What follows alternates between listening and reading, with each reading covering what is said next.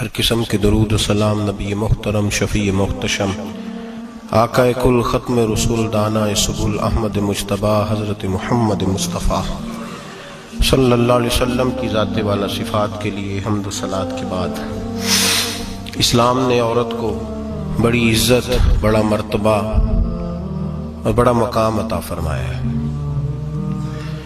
جتنی عزت عورت کو اسلام نے دی ہے نہ اس سے پہلے کبھی عورت نے سنی تھی اور نہ قیامت تک دوبارہ سنے گی۔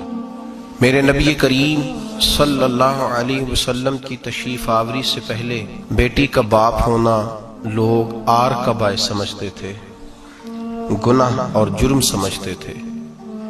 میرے محبوب کریم علیہ السلام نے ارشاد فرمایا جس کی 4 بیٹیاں ہوں یا 4 بہنیں اس کے ذمے لگ جائیں، والد بوڑھا بیمار ہو جائے یا انتقال کر جائے، 4 بیٹیاں یا 4 بہنیں اس کے ذمہ داری میں آ جائیں، وہ انہیں پڑھائے، اچھا ادب سکھائے، عزت کے ساتھ رخصت کر دے۔ محبوب نے فرمایا جس طرح میری یہ 2 انگلیاں جڑی ہوئی ہیں اس طرح میرے ساتھ جڑ کے جنت میں داخل ہو جائے گا۔ صحابی نے عرض کی حضور اگر بیٹیاں 4 نہ ہوں 3 ہوں، فرمایا اللہ پھر بھی یہی درجہ عطا کرے گا۔ ایک صحابی نے کہا حضور اگر 2 ہوں، تو میرے قریب نے فرمایا بھائی اگر 1 بھی ہو تو اللہ پھر بھی یہی شان عطا فرمائے۔ بیٹی کو میرے محبوب نے فرمایا میں حکم دیتا ہوں باپ کو کہ جب گھر میں تحفہ لے کے آئے، بیٹا بھی بیٹھا ہو بیٹی بھی بیٹھی ہو، تو پہلے بیٹی کو دے۔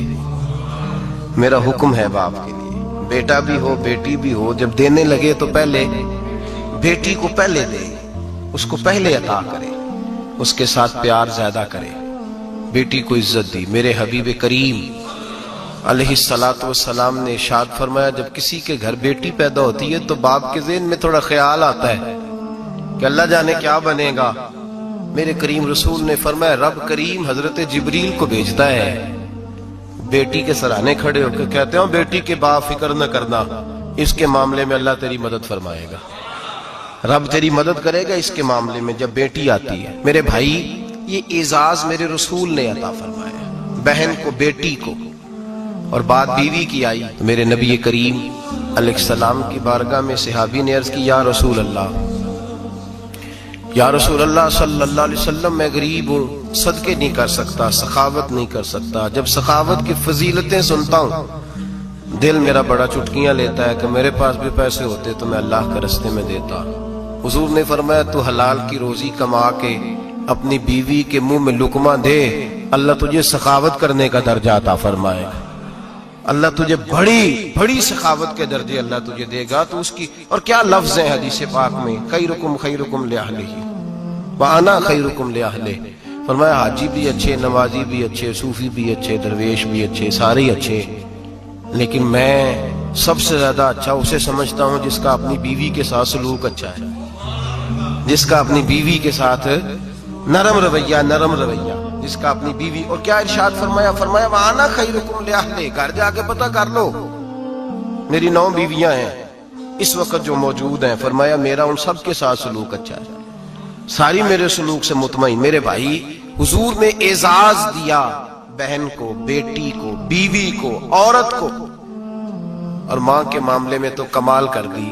میرے کریم نے فرمایا جنت تھی 7 آسمانوں کے اوپر سدرۃ المنتہا کے پاس۔ میرے محبوب فرماتے ہیں جب رب نے مجھے اختیار دیا تو میں نے وہ جنت وہاں سے کھینچی اور ماں کے قدموں کے نیچے لا کے رکھ دی، وہاں سے کھینچ کے غوث الزمان، قطب الدرام، محدث اعظم، مفسر اعظم، شیخ الکل، شیخ طریقت، ولی وقت بھی اگر جنت اس نے ڈھونڈنی ہوگی تو اسے اپنی ماں کے قدموں کے نیچے سے ملے گی۔ اتنا بڑا اعزاز بھی کو دے گا، اتنا بڑا اعزاز بھی کو دے گا جو میرے رسول نے عطا فرمایا ہے۔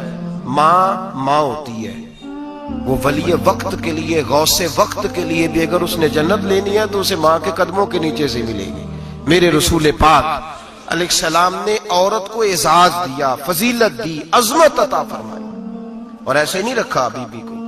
میرے حبیب پاک نے فرمایا جب عورت کے پیٹ میں بچہ ہوتا ہے پیدا ہونے والا تو اللہ اسے اتنا ہی ثواب دیتا ہے جتنا تلوار لے کے میدان میں جہاد کرنے والے مجاہد کو ثواب عطا فرماتا ہے۔ اور اگر دوران ولادت عورت انتقال کر جاتی ہے، فوت ہو جاتی ہے، تو میرے حبیب نے فرمایا وہ ایسے نہیں گئی وہ اپنے بچے کی ولادت کے موقع پہ گئی ہے تو اللہ اسے شہادت کا درجہ عطا فرمائے گا. ہر موقع پر بیویاں حاضر خدمت ہوئیں. نبی پاک نے فرمایا جو آدمی اذان سنے اور جس طرح مؤذن کلمے کہے اسی طرح کے کلمات دہرائے تو اللہ تعالیٰ مردوں کو 1,00,000 نیکی کا ثواب دے گا اذان کا جواب دینے پہ. بیویاں آ گئیں کہنے لگی حضور یہ تو مردوں کا ثواب ہے تو ہم تو پیچھے رہ گئیں. میرے حبیب نے فرمایا گھروں کے اندر رہنا، اذان کا جواب دینا، مردوں کو 1,00,000 نیکی ملے گی. تمہارے نبی کا وعدہ ہے تمہیں 2,00,000 نیکیاں عطا فرمائی جائیں، تمہیں ڈبل ثواب ملے گا. شرط کیا ہے؟ گھروں کے قرآن مجید سورہ احزاب آیت نمبر 33 اللہ فرماتے ہیں وَقَرْنَ فِي بُيُوتِكُنَّ. اے میرے محبوب کی ازواج، یہ حضور کی ازواج کے وسیلے سے ساری عورتوں کو پیغام ملا. کہا اے بیویوں اپنے گھروں کے اندر ٹھہری رہو. کہاں رہو؟ گھروں کے. بیویوں کو دھوکہ دیا جاتا ہے. میری مائیں بہنیں بیٹیاں بچیاں سمجھتی نہیں بات کو، دھوکہ دیا جاتا ہے. کہتے ہیں لو مولوی دقیانوس ہو گیا ہے، یہ صوفی دقیانوس ہے، یہ کہتا ہے بی بی گھر کے اندر قید ہو کے رہے. پردہ تو قید کا نام ہے. وہ گھر کے اندر قید. بی بی صرف ماں بن سکتی ہے، وہ وزیر مملکت نہیں بن سکتی. اور صرف دیکھو نا وہ امریکہ سے نعرہ لگ رہا ہے کہ بی بی صرف بیوی بن سکتی ہے، وہ وزیر نہیں بن سکتی. بی بی صرف بہن بن سکتی ہے، وہ صدر نہیں بن سکتی. پوری امریکہ کی تاریخ نکال کے مجھے بتلاؤ آج تک کتنی بیویوں کو صدر بنایا انہوں نے؟ بتلاؤ کتنی بیویوں کو صدر. کیا تماشا ہے؟ دھوکہ دیا عورت کو، اور عورت اس دھوکے میں ان کی پتہ نہیں آئی کہ نہیں ہماری آ گئی ہے. عورت وزیر نہیں بن سکتی. بتاؤ اس وقت جو امریکہ کی کابینہ ہے اس میں کتنی عورتیں وزیر ہیں؟ اس وقت جو لندن کی کابینہ اس کی ٹونی بلیئر وزیر اعظم گزرا ہے برطانیہ کا، اس کی بیوی کی سگی بہن کلمہ پڑھ گئی. سگی بہن کلمہ پڑھ گئی. اس سے بیویوں نے پوچھا تو کلمہ پڑھ کیوں کلمہ پڑھ گئی ہے؟ کیا چیز پسند آئی ہے تجھے اسلام میں؟ تو کہنے لگی جو پردہ مسلمانوں کے نبی نے اپنی ماننے والی عورتوں کو دیا ہے وہ پردہ بتا گیا ہے کہ اگر عورت کی کوئی عزت ہے تو بی بی فاطمہ کے بتائے ہوئے پردے میں ہے. یہ حال موقع پہ زندہ موجود ہے عورت. اس نے 2 جلدوں میں کتاب لکھی ہے پردے کی اہمیت میں. 2 جلدوں میں. ہمارے ہاں مصیبت بنی ہوئی ہے. عورت ان کے چکر میں آ گئی ہے. وہ تو تمہیں دھوکہ دے رہے ہیں، وہ تو تمہیں تباہ کر رہے ہیں.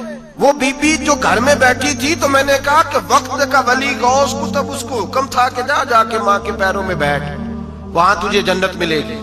وہ بیٹی جو باپ تھکا ماندہ گھر سے باہر آیا تھا اور محنت کی کمائی کما کے لایا تھا، اس کو حکم تھا کہ پہلا لقمہ بیٹی کے منہ میں دینا، بہن کے منہ میں دینا. اور وہ خامد جس کو حکم دیا گیا تھا کہ تو باہر سے تھک کے آیا ہے، چور ہو کے آیا ہے، اگر گھر میں تیری بیوی پھر بھی کوئی رویہ غلط کرے تو مدینے کے حبیب نے کتنا نرمی دی بیویوں کے حق میں. فرمایا یہ عورت ٹیڑھی لکڑی ہے، اسے اللہ نے عقل ہی تھوڑی دی ہوتی ہے، اگر کبھی بگڑ جائے تو نرمی کا مظاہرہ کر، ٹیڑھی کے ساتھ ہی گزارا کر، اللہ تجھے اجر عظیم عطا فرمائے گا. میرے حبیب نے کس قدر عورتوں کو اہمیت دی، کتنی فضیلت دی، کتنے ان کے بارے میں نرمی رکھی. اور عورت کو کہا جاتا ہے تو باہر نکل، باہر آ دیکھ تیرے لیے کیا. کالج میں پڑھتا تھا، امتحانات کے دن تھے تو بس میں اسٹوڈنٹ گھس جاتے ہیں.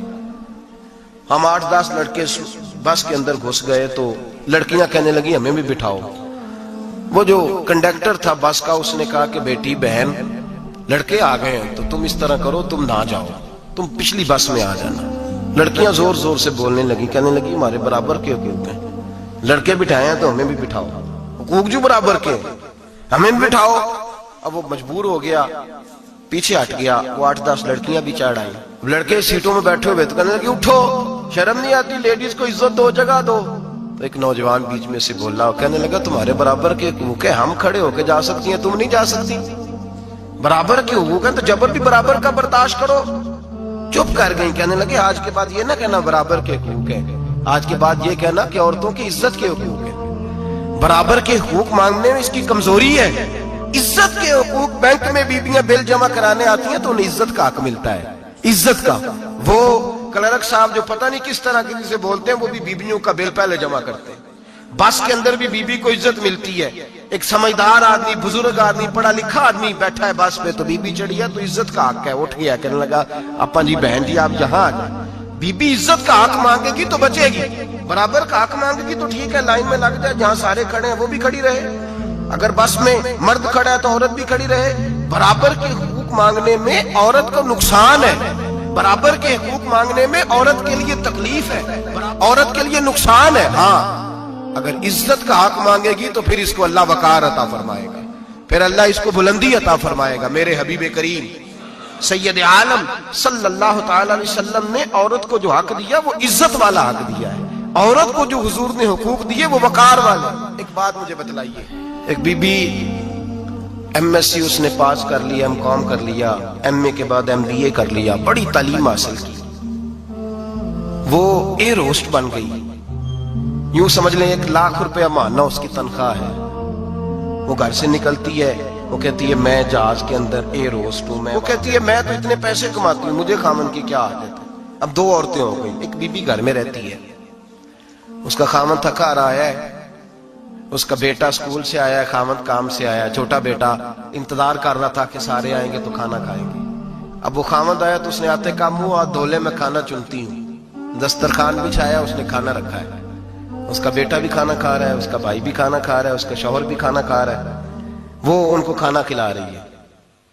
अब किसी मौके पर उसका बेटा बोलता है, कहता अम्मा फलां चीज भी चाहिए, अम्मा डांट देती, कहती चुप कर मिल जाएगी। खामन कहता है फलां चीज क्यों नहीं पकी, तो कहती है जनाब क्या बताऊं आपको, गैस ही नहीं है सुबह की।